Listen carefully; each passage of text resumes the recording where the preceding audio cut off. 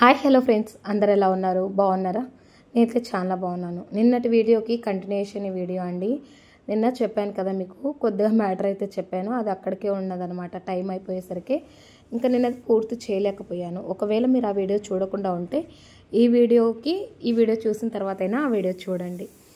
చెప్పాను కదా, తను ఇంకా ప్రెజర్ పెడుతూ ఉంటే చెప్పేసిందనమాట. చెప్పిన తర్వాత ఇంకా రాధా కలెక్షన్స్ అనేసి ఫేమస్ అండి, నిజంగా చాలా ఫేమస్. తను మగ్గం వర్క్ బ్లౌజెస్ కానీ, శారీస్ కానీ, కంప్యూటర్ వర్క్స్ కానీ ఇవన్నీ కూడా చాలా తక్కువకే ఉంటాయి అన్నమాట రేట్స్. రేట్ తక్కువ ఉంది కదా అని చెప్పేసి క్వాలిటీ బాగాలేదు అనుకోకండి, అస్సలు కాంప్రమైజ్ అవ్వరు దాంట్లో, క్వాలిటీలో మాత్రము. అక్కడికి వెళ్ళింది తను. అక్కడికి వెళ్ళిన తర్వాత తను వీడియో పెట్టింటే చూసిందనమాట. ఇది దీనికి ఎంత ధైర్యము, నా దగ్గరికి రమ్మంటే రాకుండా చెప్పా పెట్టకుండా అక్కడికి వెళ్ళిందా అని చెప్పేసి ఇంకా కక్ష పెట్టుకుంది ఇంకా అనమాట. అలా అడిగిందనమాట, ఇంకా నువ్వు రాని అవసరం లేదు అది ఇది అనేసరికి నెక్స్ట్ రోజు వెళ్దాం అనుకుంది తిను. ఇంకా తనే రావద్దన్నప్పుడు ఇంకా పోకుండా ఉంటేనే సరిపోతుంది కదా. అలాంటి వాళ్ళ దగ్గర చేసి కూడా లాభం లేదండి. ఇప్పుడు మంచిగుంటే ఎప్పటికైనా మంచిగా ఎన్ని రోజులైనా ఉంటారు ఎవరైనా సరే. అదే నేనేంటో చూపిస్తా, నా అహంకారం ఇది అంటే చెల్లదు. చూసిన రోజులు ఎవరైనా చూస్తారు, తర్వాత అయితే ఎవరైనా కోపం వచ్చిందంటే ఇంకా అవతల ఇంకా ఏం చేయలేరనమాట, అలా ఉంటుంది. ఇప్పుడు అట్లన్నా నీకు వర్క్ వస్తే నీ అంతటి నువ్వు చేయగలుగుతావు. నీకు వర్కే రాదు అసలు, ఎలా కట్టింగు స్టిచ్చింగు ఏం తెలియదు అనమాట. తనకి ఏమి తెలియనప్పుడు నీకు అంత అహంకారం ఎందుకు? అంతే కదా అండి. ఇప్పుడు తెలిసిన వాళ్ళు, ఇప్పుడు ఒక బ్లౌజ్ కుట్టారనుకోండి, నార్మల్ టైలర్స్ అయితే తనకి లైనింగ్ బ్లౌజ్ ఎంత టైం పడుతుంది, నార్మల్ బ్లౌజ్ ఎంత టైం పడుతుంది అనేది తనకు తెలుస్తుంది అనమాట. ఇప్పుడు నీకు ఏది తెలియనప్పుడు, ఏ బ్లౌజ్కి ఎంత టైం పడుతుందో తెలియనప్పుడు నువ్వు ఇన్నే కుడుతున్నావు, నువ్వు ఇంకా కుట్టాలి అది ఇద్దని మాట్లాడకూడదు. నార్మల్ లైనింగ్ లేని బ్లౌజ్ అంటే 2 వైట్ బ్లౌజెస్కి ఒక టైం పడుతుంది, లైనింగ్ బ్లౌజ్కి ఒక టైం పడుతుంది, డిజైన్ ఉంటే ఒక టైం పడుతుంది, ఇలా పడుతుంది అనమాట. అదిగాక ఇప్పుడు బ్లౌజులు కుడితేనే ఎక్కువ మనీ వస్తుందండి చెప్పాలంటే. ఆల్ట్రేషన్స్ అవన్నీ చేసుకుంటే రాదు. ఆల్ట్రేషన్స్కి అక్కడ ఎక్కువ వస్తున్నారనమాట. అలాంటప్పుడు తను ఏం చేయాలి, ఇద్దరిని మెయింటైన్ చేయాలి. ఒకరు బ్లౌజెస్ కుట్టేదానికి, ఇంకొకరు ఆల్ట్రేషన్ చేసేదానికి పెట్టుకోవాలి. పాపం తిని ఒక్కదాన్ని పిలిచేసి 2 నువ్వే చెయ్యి, ఆల్ట్రేషన్స్ వస్తే బ్లౌజ్ పక్కన పెట్టేసి ఆల్ట్రేషన్ చేయమంటుందంట. ఆల్ట్రేషన్ చేసేదానికన్నా బ్లౌజ్ కుడితే అసలు డిస్టర్బ్ లేకుండా బ్లౌజ్ కుడితే ఈజీగా మనీ సంపాదించుకోవచ్చు.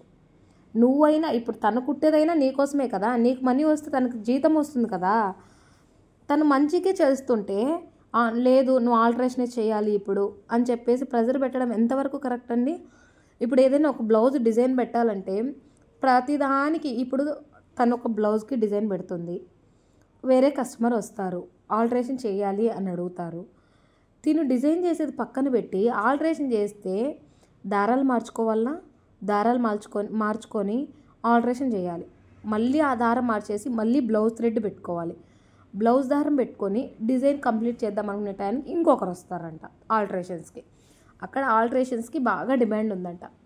ఆల్ట్రేషన్ చేస్తే 50 తీసుకుంటావో ఒక 30 తీసుకుంటావో తెలియదు మరి.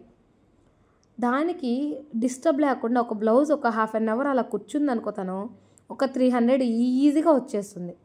ఆ ఆల్ట్రేషన్ టైము ఇక్కడ బ్లౌజ్ మీద పెడితే బ్లౌజ్కి ఎక్కువ డబ్బులు వస్తాయి కదా. కనీసం తనకు అది కూడా తెలియదంట. తను చెప్తుందనమాట, ఆల్ట్రేషన్కి ఒకరిని పెట్టుకోండి, నేను బ్లౌజులు కుడతాను అని చెప్తా, లేదు అని చెప్పేసి వాదిచ్చిందనమాట. ఇలా మనుషులు చాలా రకాలుగా ఉంటారు. ఇప్పుడు నీకు ఏదైనా వర్క్ తెలిస్తే, నీకు ఏదైనా వచ్చింది అంటే నీకు దాని గురించి బాగా తెలుసుండాలి. నువ్వు ఒకటి ఏదైనా చేస్తున్నావు అంటే దాని గురించి తెలిస్తేనే దాంట్లోకి దిగాలి. నీకు తెలియకుండానే షాప్ పెట్టేసి బొటిక్స్ పెట్టేసి మెయింటైన్ చేస్తా అంటే కుదరదు కదా. అది కాక ఇంకా వాళ్ళ ఓనర్ కూడా అంటండి, తిను పెట్టించింది కదా షాపు, అంటే హౌస్ రెంట్కి ఇప్పించింది కదా, హౌస్ వాళ్ళతో మాట్లాడేసి ఇంకా తను రాకుండా ఉండేసరికి 2 నెలలు అడ్వాన్స్ అడిగారంట. పాపం కదా, అది తను చేపించిందే అండి.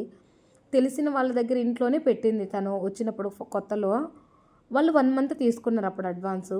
ఇప్పుడు తనతో మాట్లాడలేదని 2 మంత్స్ చేపించింది అనమాట. 2 మంత్స్ రెంట్ ఇవ్వాలండి మీరు అడ్వాన్స్ అని చెప్పేసి అడిగారంట ఇప్పుడు తన్ని. చూసావా నేను ఎలా చేస్తానో, నా గురించి నీకు తెలీదు, అది ఇది అని మాట్లాడిందంట పాపం తినను. ఇంకా లాస్ట్కి అందరూ ఒక్కొక్కరు వస్తూ పోతూ ఎవ్వరూ ఆవిడ కాడ నిలబడలేదంట అండి. ఎంతమందిని పెట్టుకున్నా కూడా మాస్టర్ని పెట్టుకుందంట. తినకిచ్చే జీతం కన్నా ఎక్కువ జీతమే ఇచ్చిందంట మాస్టర్కి. మాస్టర్ని పెట్టుకున్నా కూడా కుదరలేదన్నమాట. తను కూడా వెళ్ళిపోయాడంట. ఇంకా నువ్వు ఎంతమంది వచ్చినా కూడా ఇలాగే జరుగుతుంది, నువ్వు షాప్ ఖాళీ చేసేయని చెప్పేసి ఆయన ఖాళీ చేయించేశాడనమాట. మంచి చేస్తే ఎప్పటికైనా మంచి అండి. నీకు అహంకారం ఉంటే అది నీ దగ్గరే ఉండించుకోవాలి. ఎదుటోళ్ళ మీద చూపించారనుకోండి పైన దేవుడు కూడా చూస్తూనే ఉంటాడనమాట. ఇప్పుడు నీకు అదే లేకుండా పోయింది కదా, అసలే లేకుండా పోయింది. నువ్వు అది పెట్టుకున్నావని చెప్పి నీ అహంకారము, నీ స్టైల్ అదంతా చూపించావు. లాస్ట్కి అదే లేకుండా పోయింది కదా. బోటెక్ నడుపుతున్నప్పుడు ఎవరినైనా ఒక మనిషిని పెడితే తను చెప్పాను కదా పక్కన వాళ్ళతో మాట్లాడుతూ ఉండింది తను అని చెప్పేసి, తన గురించి ఎక్కడ తెలుస్తుందా అని చెప్పేసి వాళ్ళతో మాట్లాడనీయలేదు. మళ్ళీ కొద్ది రోజులకంట 2 మనుషుల్ని పెట్టిందనమాట తన బొటెక్లోనే. తిను కుడుతూ ఉంటే వాళ్ళని ఫోన్ చేసి అడుగుతుందంట, ఏం చేస్తుంది ఆవిడ, బ్లౌజులు కుడుతుందా అని చెప్పేసి అడుగుతుంటుంది అనమాట. వాళ్ళు మేడం కుడుతుంది మేడం అని చెప్పేసి అంటున్నారనమాట. తను పక్కకు పోకుండా పక్కన వాళ్ళతో మాట్లాడకుండా 2 మనుషుల్ని పెట్టి వాళ్ళకి కాల్ చేసి ఏం చేస్తుంది అని చెప్పేసి అడుగుతుందనమాట. ఎందుకంత చెప్పండి. ఇప్పుడు ఏదైనా ఉంటే చెప్పండి, నా దగ్గర ఈ టైం ఉంటుంది, ఈ టైం వరకు నువ్వు రావాలి అక్కడికి. ఇంక తను ఇదంతా చేస్తుంటే, లేదు మేడం నాకు ముందు మీరు ఎలా చెప్పారో 10కి వచ్చేసి 7కి అంతా వెళ్ళిపోమన్నారు, 9కి వచ్చేసి 7కి అంతా వెళ్ళిపోమన్నారు, నేను ఆ టయానికి వస్తాను మీకు ఇష్టమైతే, లేదంటే లేదు అని చెప్పేసి అనిందనమాట. మొత్తానికైతే చాలిచ్చేసుకుందండి.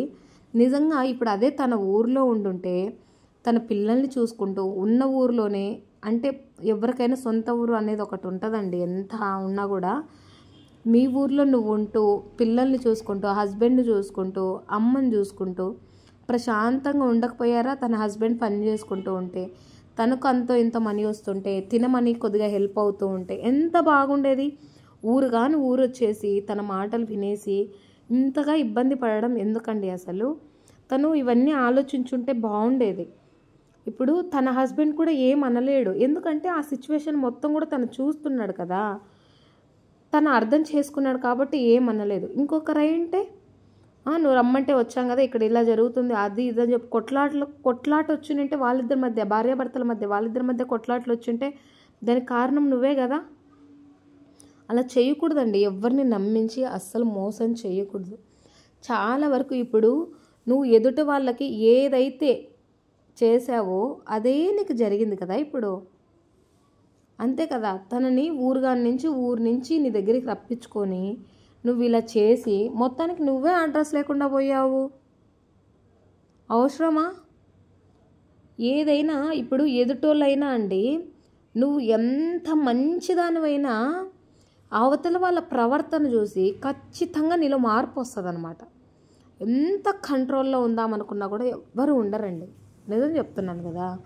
ఒకగానొక సిచ్యువేషన్లో ఓపిక నశించిపోయినప్పుడు అసలు నువ్వేం చేయలేవు తర్వాత. ఇప్పుడు నువ్వు చూస్తున్నదంతా నీ ఓనర్ చూశాడు, నేను ఖాళీ చేయించాడు, సరిపోయిందా ఇప్పుడు బాగా?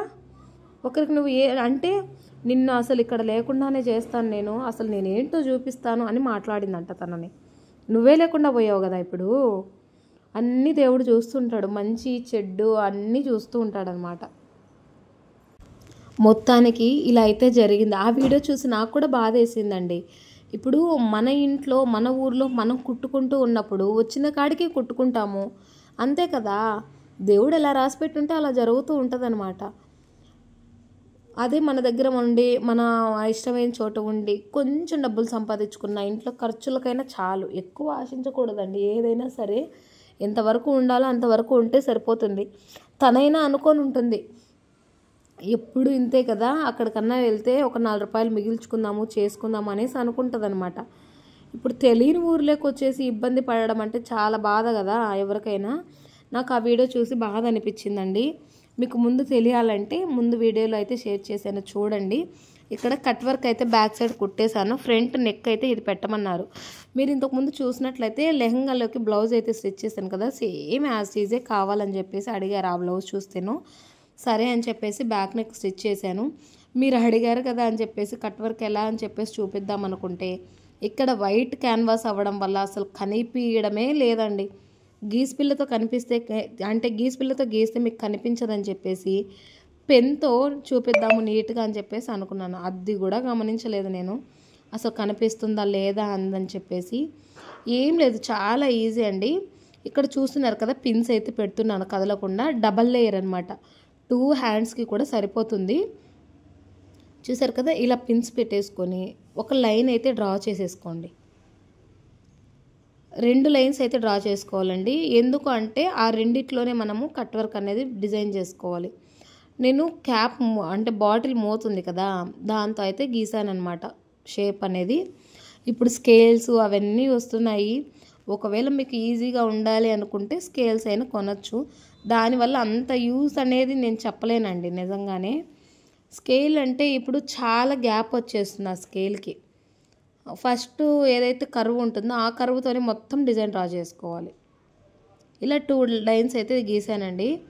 ఇలా క్యాప్ పెట్టేసుకొని, అంటే నేను మొత్తం కూడా డ్రా చేయలేదు. ఎందుకు అంటే మనకి చంక కిందకి వెళ్ళిపోతే అక్కడ కనిపించదు, కుట్లలోకి వెళ్ళిపోతుంది సగం క్లాత్. అందుకని చెప్పేసి మెజర్మెంట్ తీసుకొని నేను ఎక్కడికైతే అక్కడ కావాలి అని చెప్పేసి అలా డ్రా చేస్తానన్నమాట.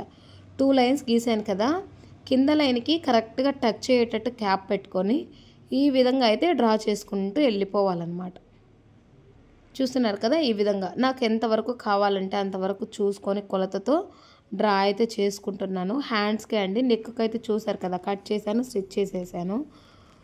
నేను చెప్పాను 350నో 450నో ఉంటుంది శారీ. దానికి అంత పెట్టి స్టిచ్ చేయించుకోవాల్సిన అవసరం లేదు, నేను కాస్ట్ ఎక్కువ తీసుకుంటాను అని చెప్పేసి అన్నాను. తను వినలేదు. లేదక్క డబ్బుల గురించి ఆలోచించొద్దు, నేను ఇస్తాను, నాకు అదే డిజైన్ కావాలని చెప్పేసి అడిగారు. ఇంకా కస్టమర్ అడిగితే మనకేముంది చెప్పండి, స్టిచ్ చేయడం వరకే మన పని. అందుకని చెప్పేసి స్టిచ్ చేసేసాను. మీకు అస్సలు కనిపించట్లేదు కదా, ఏమనుకోకండి.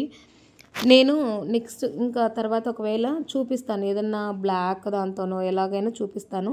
ఇలా సగం వరకు అయితే డ్రా చేసేసిన తర్వాత ఇలా మెజర్మెంట్ అయితే మిడిల్ లెగ్ పట్టుకొని చూస్తున్నాను ఎంతవరకు కావాలి అని చెప్పేసి.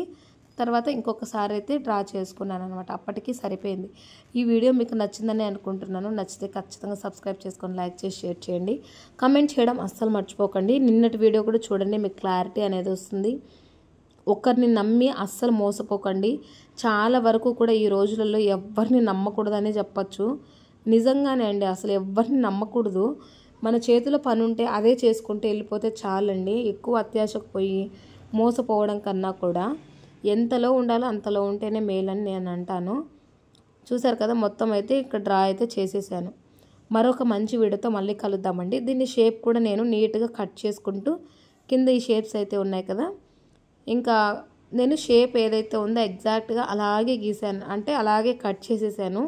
దాన్ని నేను అంటించి లైనింగ్కి అంటించి, ఎప్పుడైనా క్యాన్వాస్ మీద కుట్టు వేయకండి. క్యాన్వాస్ ఉన్న షేప్ చుట్టూ కట్ చేసుకుంటూ అంటే కుట్టుకుంటూ వెళ్ళిపోండి.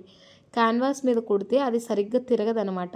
అదే క్యాన్వాస్ పక్కన కుట్టుకుంటూ వెళ్ళారనుకోండి, ఆ క్యాన్వాస్ షేప్ అనేది నీట్గా వస్తుందండి, చాలా బాగా తిరుగుతుంది. నేను దగ్గరగా ఇంకొక వీడియో అయితే చేస్తాను, ఏమనుకోకండి. మీకు ఇంకా బాగా కనిపించాలంటే మర్చిపోయానండి, మన ఛానల్లో వీడియో ఉంది.